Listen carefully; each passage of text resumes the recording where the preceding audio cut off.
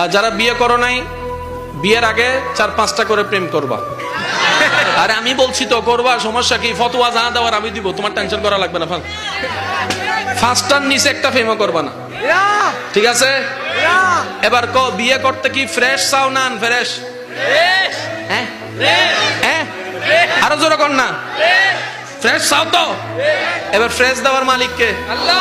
একজনে বিয়ের আগে 10টা প্রেম করছে, আমি কই কারে বিয়ে করবি? কই একটারও করতাম না। তো বিয়ে করবি কারে? কই 100টা খুঁজা ফ্রেশ দেখে একটা বিয়ে করবো। সে 1000টা খুঁজা একটা বিয়ে করছে, 6 মাস পরে খবর পাই তার বউয়ে 20টা।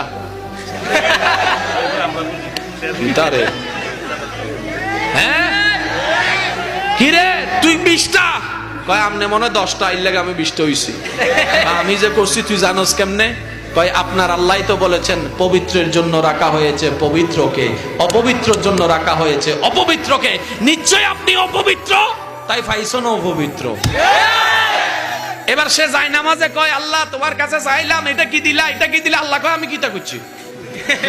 তুই কি কোরআনে আমার হুকুম শুনস নাই? আল্লাহ কি হুকুম বলে? যে আমি বলেছি পবিত্রের জন্য পবিত্র, অপবিত্রের জন্য অপবিত্র। এখন থেকে ফ্রেশ চাও না আনফ্রেশ? পবিত্র চাও না অপবিত্র?